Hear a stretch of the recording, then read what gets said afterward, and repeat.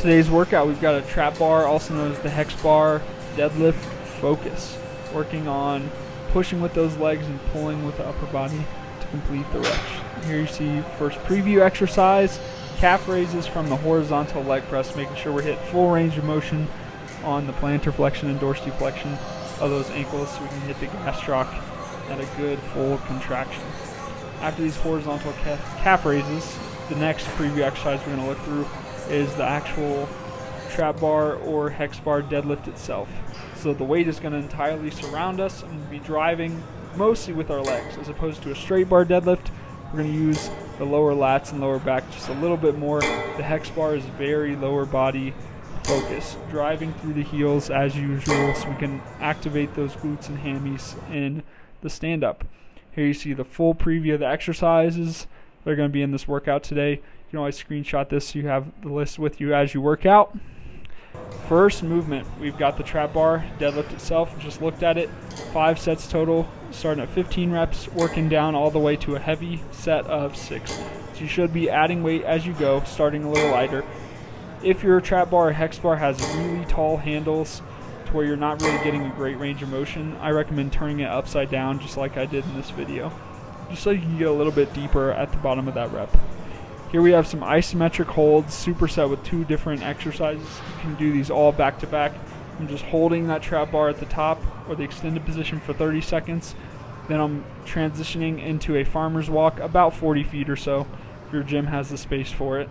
Walking, turning around, and walking back. Keeping that core tight the whole time, bracing so that we're not shifting that weight side to side as we walk. Third movement, trap bar shoulder shrugs. If you can do all 3 without setting the hex bar down, that would be excellent, unless you're really challenging yourself in weight and going heavy. We're shrugging up and back. We're not rounding or rotating the shoulders, but we're lifting up and back so we can hit the traps at the peak and all the way down to the middle of the back as well. Next, we're going into those calf raises. The preview showed a horizontal leg press. Here you can see it from the decline leg press, but same difference either way. However you work your calf raises, hitting 4 sets of 20 to 25 reps. You can go a little bit heavier, putting the bottom of the leg press in the balls of your feet, extending those toes out so you get flexion, full flexion of the calves on every single rep. After those calf raises, we got some heavy dumbbell RDLs.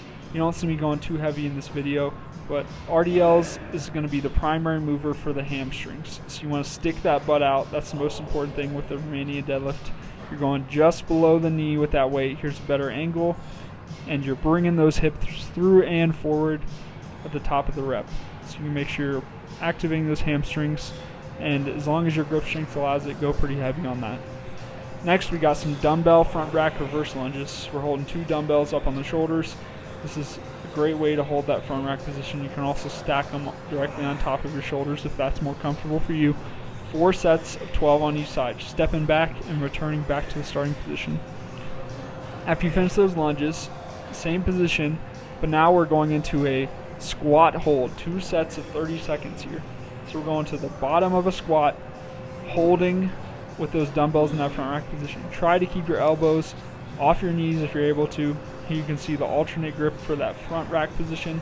See, my elbows are off my knees, and this is a great way to hold that isometric, challenging exercise.